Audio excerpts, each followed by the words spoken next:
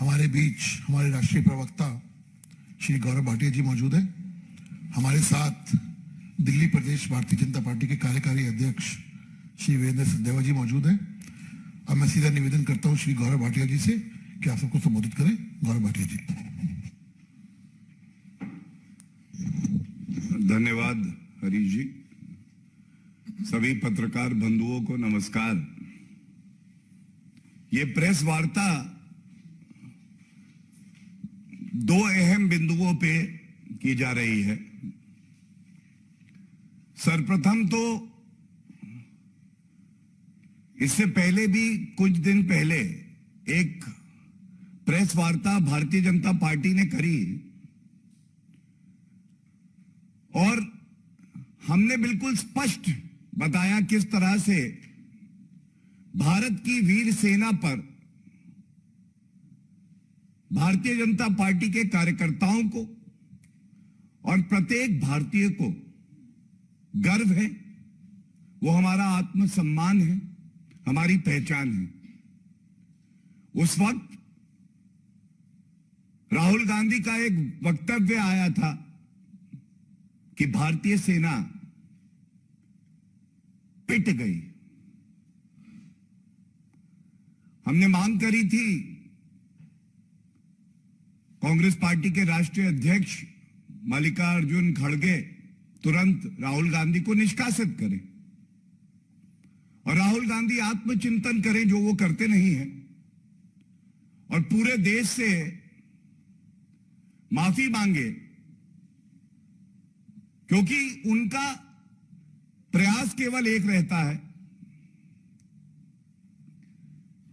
कि जब हमारी वीर सेना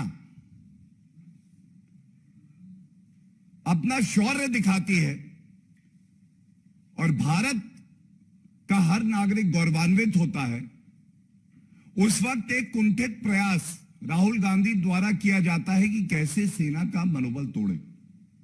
तोड़ नहीं पाते हैं क्योंकि सेना का मनोबल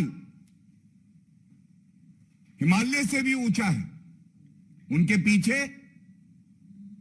एक मजबूत राजनीतिक नेतृत्व है श्री नरेंद्र मोदी जी का। 135 करोड़ भारतीयों की ताकत वीर सेना के पीछे। लेकिन दुख की बात एक और है। दुख की बात यह है कि लोकतंत्र का मंदिर संसद, और संसद के पटल पर जब एक ऑनगोइंग सिचुएशन पर देश के रक्षा मंत्री वक्तव्य दे देते हैं, उसके बाद किस तरह से संसद की कार्रवाई को बाधित किया जाता है, क्योंकि मकसद चर्चा नहीं है।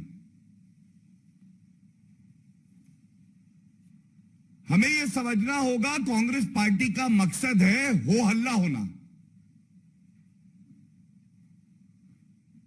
जो मुश्किल सवाल जिसके उत्तर ना खड़गे जी के पास है, ना सोनिया गांधी जी के पास है, ना राहुल गांधी के पास है, पार्टी टू पार्टी करार चीन की कम्युनिस्ट पार्टी से क्यों किया? प्रश्न एक। दो, वो सार्वजनिक क्यों नहीं हुआ? क्या कांग्रेस पार्टी इतना गिर गई है, क्या जमीर मर गया है कि आप 1,35,00,000 रुपए रिश्वत ले लेते हैं उस देश की पार्टी से जिसको कांग्रेस शासन में करीब करीब 43,000 वर्ग किलोमीटर की भूमि भारत की आपने दे दी? और जब चाहे डोकलाम हो, चाहे गलवान हो, चाहे तवांग हो, एक बदलाव आया है नीति में। श्री नरेंद्र मोदी जी के नेतृत्व में सेना को खुली छूट दी गई है। जो हमारी इंफ्रास्ट्रक्चर है बॉर्डर पर, उसको बेहतर बनाया गया। और इसी वजह से हमने देखा कैसे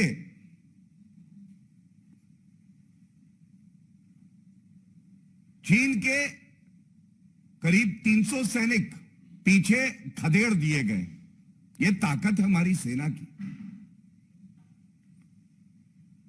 लेकिन संसद के पटल पर एक विपक्ष की पार्टी अपनी जिम्मेदारी का एहसास भी नहीं समझती। राष्ट्र सुरक्षा से जुड़ा हुआ मुद्दा चर्चा आप चाहते नहीं, संसद के नियम का पालन हम करेंगे नहीं और केवल शोर मचाएंगे।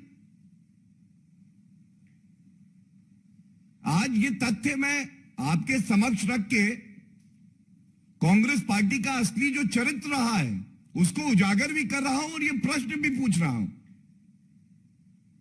क्या ये सत्य नहीं है? अप्रैल 2013 की बात है। तब भी जो चीन की मंशा रहती है घुसपैठ की, सभी मीडिया चैनल्स पर, न्यूज़पेपर्स में यह खबर आई कि चीनी सेना घुसपैठ कर रही है। हम विपक्ष में थे। एक जिम्मेदार पार्टी होने के नाते जो हमारी भूमिका होनी चाहिए वो हमने निभाई। लेकिन उस वक्त तत्कालीन प्रधानमंत्री मनमोहन सिंह जी ने कहा, और यह बड़ा ही प्रतिष्ठित अखबार है, उसमें एक खबर आई, चीनी घुसपैठ को तूल देना ठीक नहीं है। चीनी घुसपैठ को तूल देना ठीक नहीं है, जब मीडिया यह बता रहा था कि 19 किलोमीटर अंदर चीन की सेना घुस जाएगी, और घुसी। प्रश्न पूछे गए, तब यह कहा गया कि बातचीत से मसला जो है हम लोग सुलझा लेंगे। मैं पूछना चाहता हूं, कांग्रेस पार्टी ने, जिनकी सरकार थी, उस वक्त क्या कार्रवाई करी थी? और यहां तक कह दिया गया था कि अगर देश को यह जानकारी दी कि सरहद पर क्या स्टेटस है तो चीन गुस्सा हो जाएगा, चीन नाराज हो जाएगा। क्या ये जो करार, जो समझौता, जो बंधन कांग्रेस पार्टी ने चीन की कम्युनिस्ट पार्टी से जोड़ा था, पार्टी टू पार्टी, उसका असर था? और निर्भीक पत्रकार थे, उन्होंने इस खबर को दिखाया और छापा, उनके खिलाफ एफआईआर कर दी गई। आप सोचिए, पहले तो कार्रवाई नहीं करेंगे, जब देश पूछेगा तो हम कहेंगे बता नहीं सकते क्योंकि चीन गुस्सा हो जाएगा। यह नहीं कि राष्ट्र सुरक्षा का मामला है इसलिए नहीं बताएंगे। भारतीय जनता पार्टी एक जिम्मेदार विपक्ष की भूमिका भी तब निभा रही थी, लेकिन चीन गुस्सा हो जाएगा। और तत्कालीन नेशनल सिक्योरिटी एडवाइजर जो रहे, उन्होंने यहां तक कह दिया था, ये जो हो रहा है और अगर हम इसे सार्वजनिक करेंगे तो चाइना के साथ बेवजह मुश्किल खड़ी हो जाएगी। एक रिस्पॉन्स वो था, और एक रिस्पॉन्स आज ये है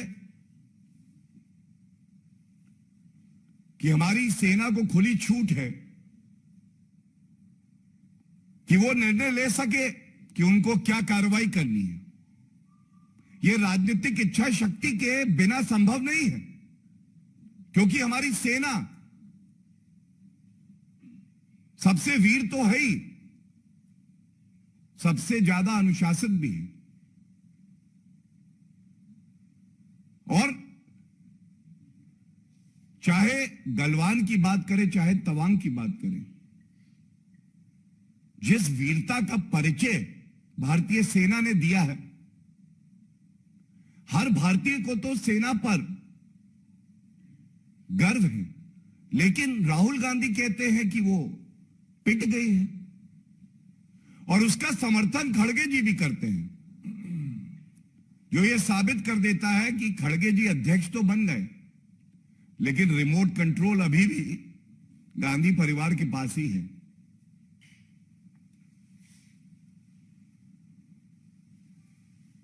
इसी के साथ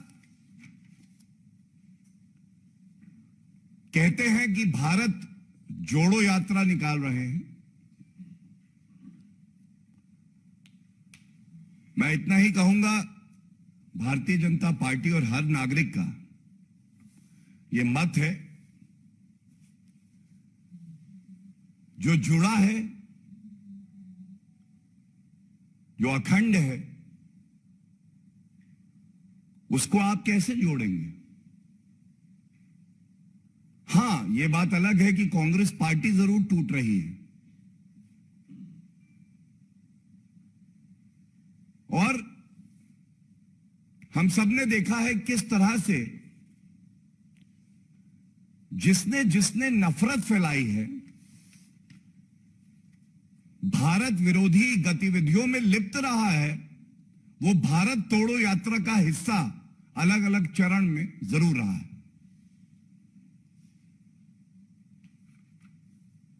एक जिम्मेदार सरकार यह उम्मीद करती है कि विपक्ष भी जिम्मेदार होगा।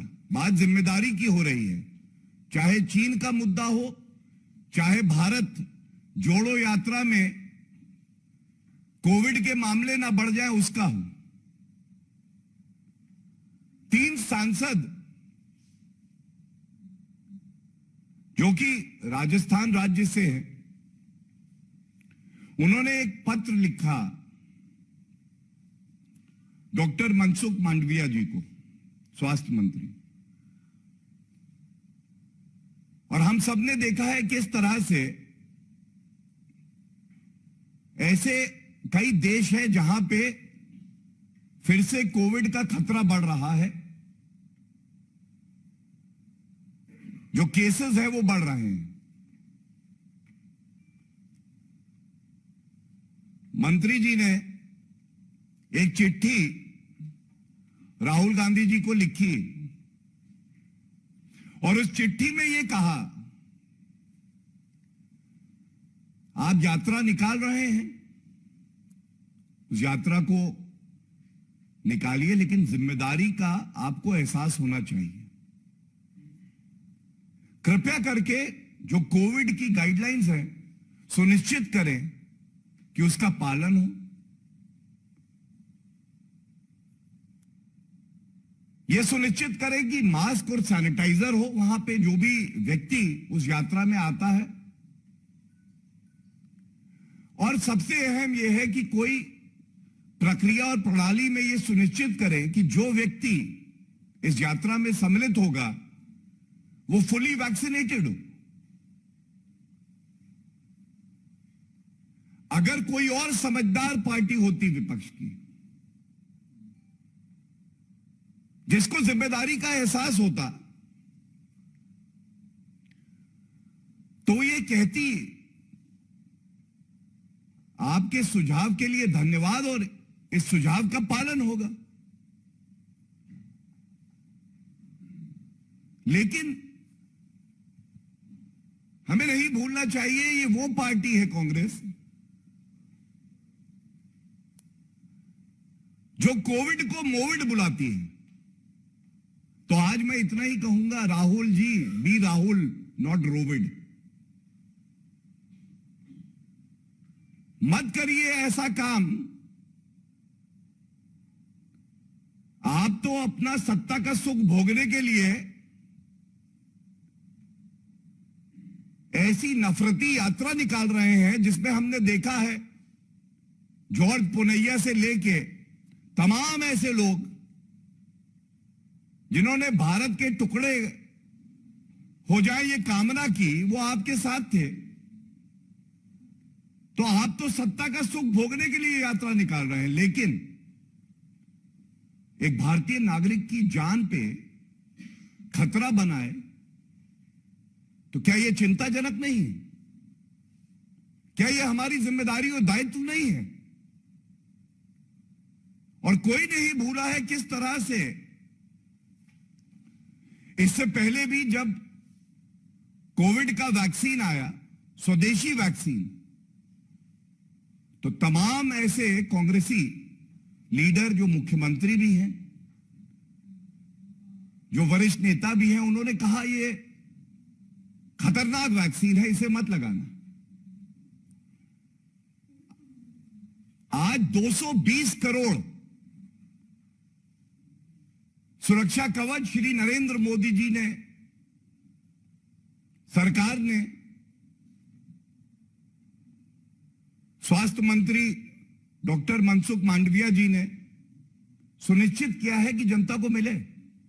आज भारत ने अपनी इच्छा शक्ति और अपने कार्य प्रणाली से इस वायरस को भारत में नियंत्रित किया है। और जो कार्य आप कर रहे हैं ये चिंताजनक है। और चाहे वो पहला मुद्दा जो हमने उठाया चीन का, और चाहे वो अब इस बात जो कोविड के फैलने का खतरा है, तो यही कहूंगा कि कुछ मुद्दे राजनीति से ऊपर होते हैं और कांग्रेस पार्टी को अपनी जिम्मेदारी का एहसास होना चाहिए।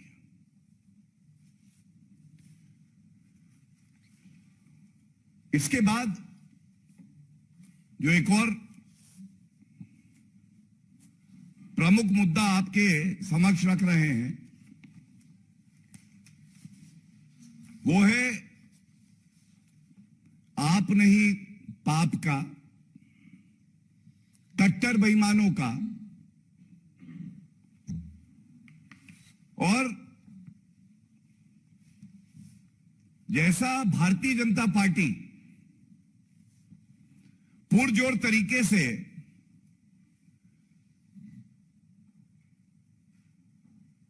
जो आबकारी घोटाला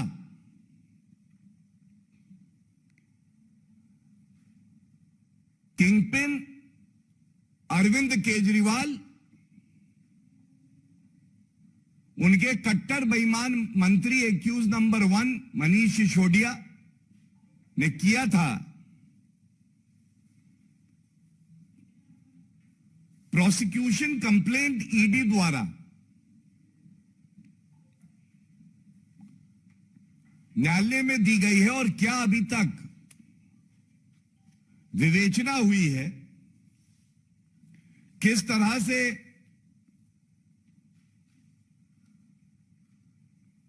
कहना गलत नहीं होगा कि कट्टर बेईमानों की बेईमानी अब तथ्यों से, साक्ष्यों से, बयानों से सामने आ रही है, वो आपके समक्ष मैं रख रहा हूं। और प्रयास ये रहेगा कि आपको ऐसे तथ्य दें कि अगर अरविंद केजरीवाल कहीं पे मिल जाए तो उनसे ये सवाल जरूर पूछ लीजिएगा। वैसे तो वो किसी भी जनता के प्रश्न का उत्तर नहीं देते हैं, न्यूयॉर्क टाइम्स की बात करते हैं, विदेश की बात करते हैं, वहां की नदी साफ है मैं कर दूंगा, लेकिन ये जो सवाल है ये अति महत्वपूर्ण है। हम सबको ये पता है कि ईडी द्वारा जो बातें कही गई हैं वो स्पष्ट कर देती हैं, पहला और सबसे महत्वपूर्ण, दिल्ली की जनता को और दिल्ली के राजस्व को 2873 करोड़ रुपए का नुकसान इस आबकारी घोटाले में हुआ। ये इतना चिंताजनक है, ये 2873 करोड़ रुपए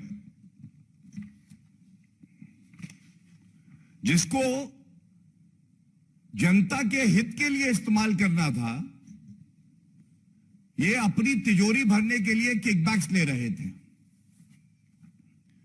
और ये बात समय समय पर हमने उजागर करी, लेकिन आज तक जो सवाल हमने पूछे, आपकी आबकारी नीति अच्छी थी तो वापस क्यों ली? 144 करोड़ रुपए जो राजस्व में आना था वो आपने प्राइवेट ठेकेदार का माफ क्यों किया?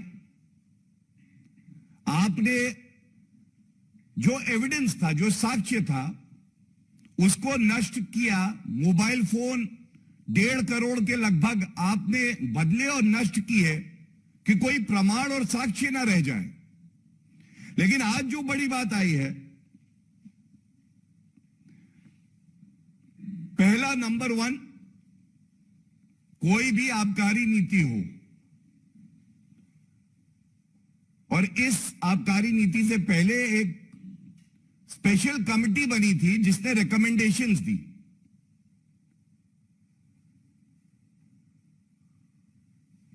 जो ग्रुप ऑफ मिनिस्टर जिसको निर्धारित करना था कि आबकारी नीति क्या होगी, उसने एक्सपर्ट कमिटी की रिकमेंडेशंस की पूरी तरह से अनदेखी करी। इसमें उप मुख्यमंत्री मनीष सिसोदिया, सत्येंद्र जैन,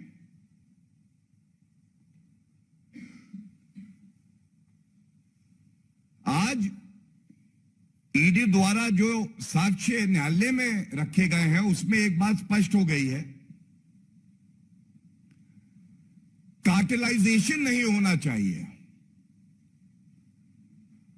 हर व्यक्ति और जो लीगल एंटिटी है वो स्वतंत्र है कि वो हिस्सा ले सके इस प्रक्रिया में, कि उसका चयन हो सके, इससे राजस्व बढ़ेगा। लेकिन कार्टेलाइजेशन ऐसा था, अरविंद केजरीवाल के इशारे पर, मनीष सिसोदिया के इशारे पर, जो उनके करीबी थे, वो लोग सारे ठेके, चाहे रिटेल जोन्स हों, चाहे होलसेल हों, अपने लोगों को दे रहे थे। इसका उदाहरण इस कंप्लेंट में दिया हुआ है, जिसमें समीर महेंद्रू नामक व्यक्ति 32 में से 9 रिटेल जोन्स जो हैं इसको कंट्रोल करते थे। पहला, एक व्यक्ति 9 रिटेल जोन्स कंट्रोल करता है। दूसरा,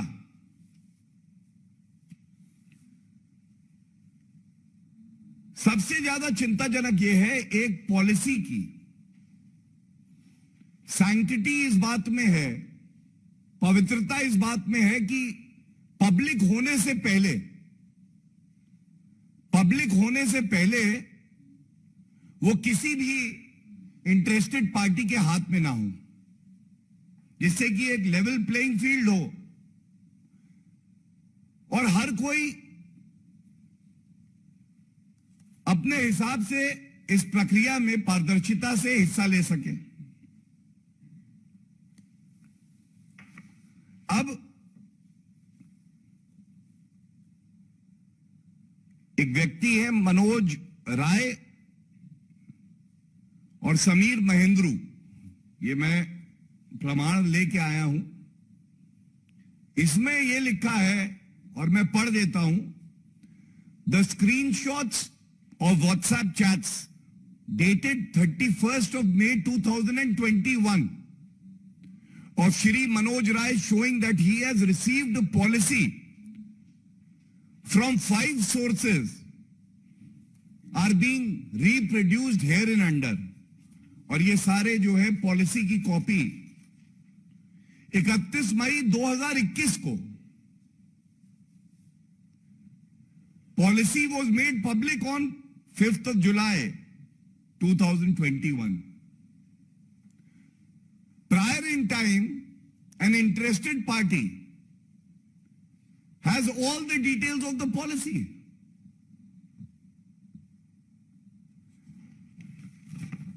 समय पर इस पॉलिसी को पब्लिक किया गया, उससे पहले जो महाठग के चुनिंदा ठग थे उनके पास ये पॉलिसी पहुंच चुकी है। क्या ये एक गंभीर मसला नहीं है? क्या ये नहीं दर्शाता कि अरविंद केजरीवाल का मकसद केवल राजस्व को घाटा, जनता के हित को टाटा और अपनी तिजोरी भरना है? एक और बड़ा महत्वपूर्ण तथ्य सामने आया है, वो भी आपके समक्ष पे रख दूं। ये कार्टेलाइजेशन को रोकने के लिए था। अब इस कंप्लेंट में जो ईडी द्वारा दाखिल की गई है, पूरी व्हाट्सएप चैट किस तरह से समीर महेंद्रू और मनोज राय, जिनका नाम मैंने अभी लिया, आपस में बातचीत कर रहे हैं। वो बता रहे हैं Sameer Mahendru, zone 30 popular, zone 1 Bhagwati, zone 29 universal, zone 6 JSN, zone 31 organo mix, इस तरह से सारे नाम दिए हैं। 8 out of 20 allotted zone are ours, ये कह रहे हैं समीर महेंद्रू। और इसके बाद मनोज राय पूछ रहे हैं वेयर आर योर फर्म्स, आपकी फर्म्स का क्या? तो वो लिखते हैं Khao Gali restaurants, Magunta agro farms, pixie enterprises, trident chemphar. फिर वो कहते हैं sir got zone 3 at 237.5, congratulations.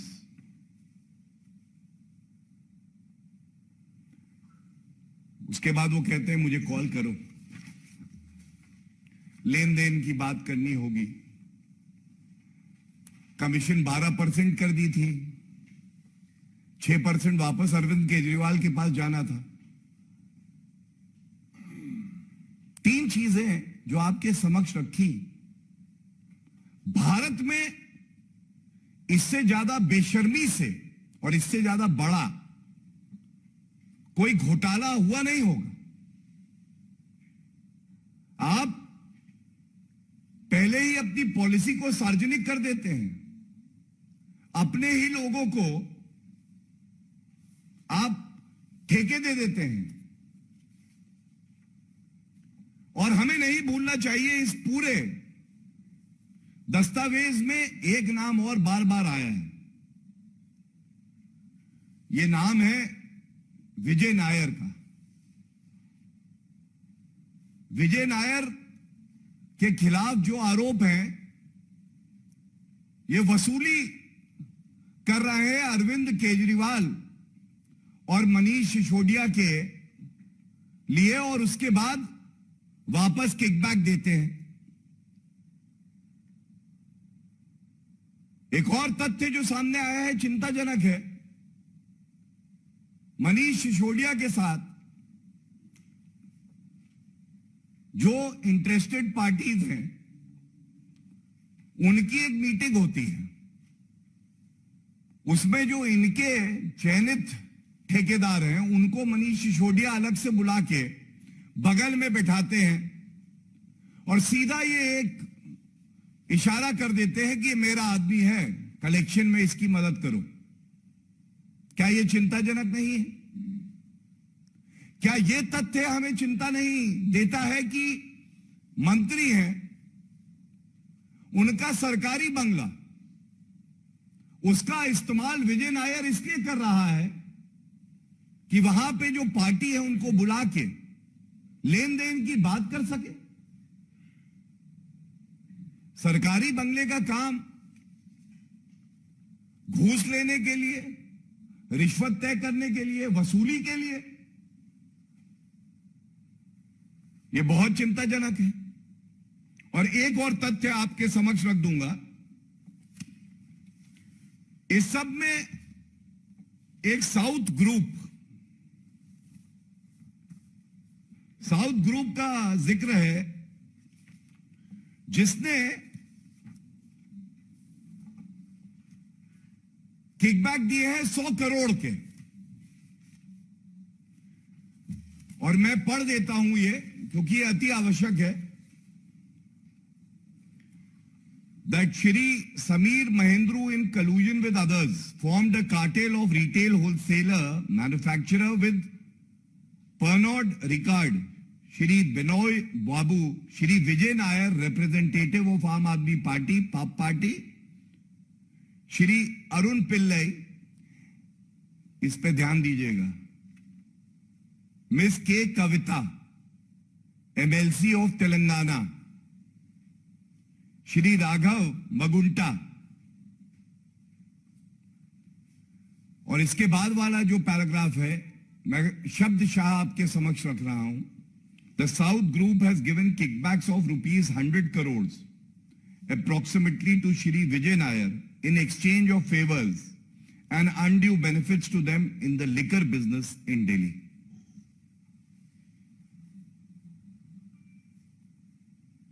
Bharat Rashtra Samithi party मुख्यमंत्री की बेटी मिस के कविता तेलंगाना से MLC, उनका नाम आया है। और हमने देखा किस तरह से ये लोग बात करते हैं कि हम परिवर्तन लाएंगे। दिल्ली में पापी आप और ये भारत राष्ट्र समिति नाम में भारत लगाया हुआ है, और राष्ट्र की बात करेंगे और समिति बनाएंगे 100 करोड़ की लेन देन करने की। मदिरा शराब, एक हाथ में अद्धा दूसरे में पौआ। शर्म आनी चाहिए। ये कुछ बिंदु हैं आपको दिखाने के लिए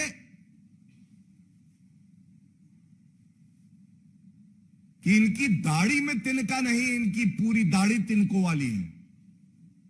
ये कुछ तिनके रखे हैं और आगे भी सुनिश्चित करेंगे। कोई भ्रष्टाचारी, पापी, कट्टर बेईमान, वसूलीबाज बचना नहीं चाहिए। और जितना ये हमारी जांच एजेंसियों पर आरोप लगाते हैं, मैं बड़ी जिम्मेदारी से एक अधिवक्ता होने के नाते बात कह दूं, इनको 5 से 6 महीने का समय मिला।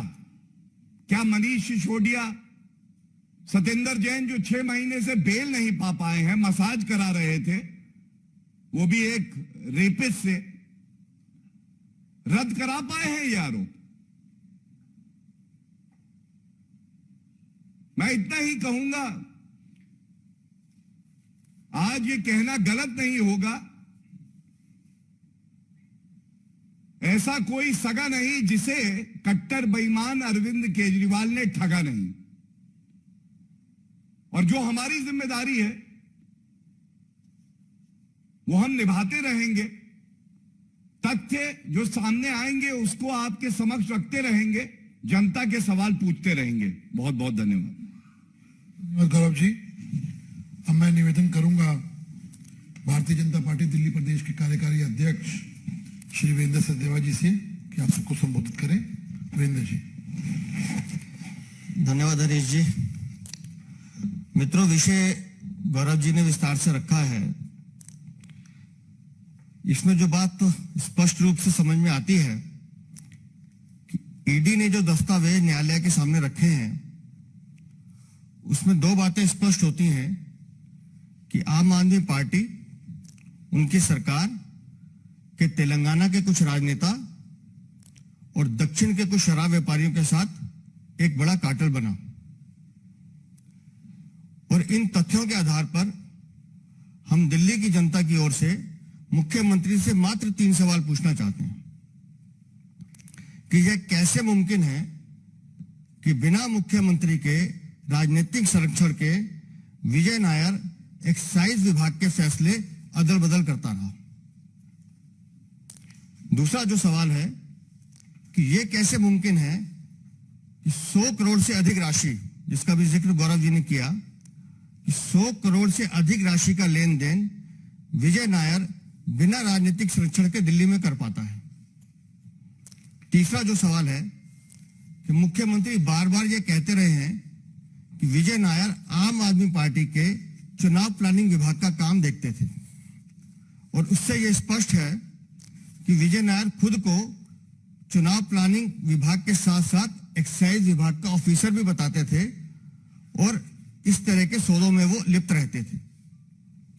दिल्ली की जनता मुख्यमंत्री से सीधा सीधा स्पष्टीकरण चाहती है, और मैं बड़ी विनम्रता के साथ मुख्यमंत्री केजरीवाल जी से ये कहना चाहता हूं कि आप स्वयं इसका स्पष्टीकरण दें कि विजय नायर के साथ आपका रिश्ता क्या है। और मेरी विनती है कि यह स्पष्टीकरण आप रिकॉर्डेड मैसेज से ना भेजें, लाइव प्रेस कॉन्फ्रेंस करें, पत्रकारों को सवाल पूछने दें और उन पे किसी तरह का दबाव ना बनाएं, क्योंकि सवाल पूछने पर अगली प्रेस कॉन्फ्रेंस में उनको बैन किया जाता है। तो मेरा सीधा सीधा निवेदन है मुख्यमंत्री से कि दिल्ली की जनता ये स्पष्टीकरण चाहती है कि आप बताएं विजय नायर से आपके संबंध क्या है। धन्यवाद। सवाल जी, बोलिए। आप क्या है?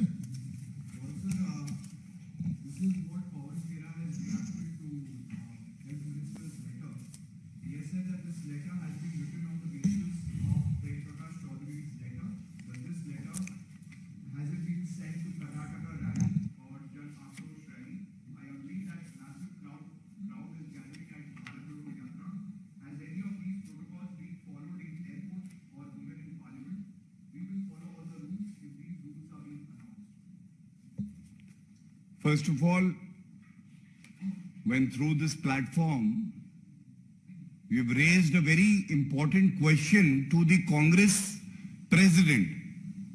Even though he is controlled by the remote control by the Gandhi Parivar, it is the duty of the Congress party to first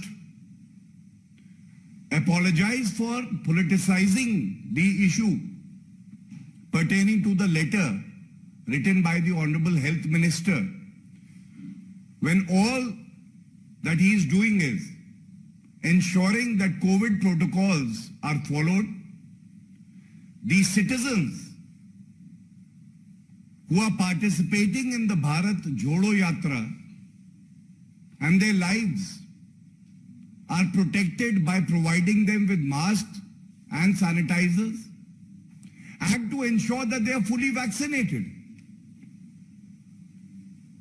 So, to politicize such an issue shows that the Congress party has no love lost for the people of the country. They only love power. They only lust for being in power to exploit to their advantage. And very categorically, I must also say that even when India, together as a nation, was fighting against COVID, there was no discrimination in implementing the guidelines in relation to BJP ruled states and non-BJP ruled states. The health minister is concerned for every citizen, and they have in their name Bharat Jodo Yatra, but they cannot understand this spirit which unifies India to ensure that COVID is not spreading in our country, and it does not take away even one precious life. Thank you. एक एक करके जी Madhya Pradesh Congress committee के नेता हैं के मिश्रा, उन्होंने कहा कि जिस समय कोविड को लेकर आप लोगों को प्रोटोकॉल सही से अपनाने चाहिए थे, उस समय आप लोग मध्य प्रदेश में कांग्रेस की सरकार गिराने में व्यस्त थे। और साथ ही उन्होंने निशाना साधा है कि प्रवासी भारतीय सम्मेलन भी हो रहा है, उसको लेकर क्या अभी तक कोई लेटर लिखा गया है, और अगर नहीं लिखा गया है तो कब लिखेंगे? देखिए, ऐसा है कि जब सवाल कांग्रेस के राष्ट्रीय अध्यक्ष से पूछ लिए गए, जब राहुल गांधी कोविड को मोविड बुला देते हैं, जब कमलनाथ कहते हैं कि भारत महान नहीं बदनाम है, तो कांग्रेस पार्टी को पहले अपना रवैया बदलना चाहिए, सोच बदलनी चाहिए, और इस विषय पर राजनीति ना करते हुए पूरे देश को एकजुट हो जाना चाहिए। धन्यवाद। जी Manav, this is the last question. जी मानस। ठीक है।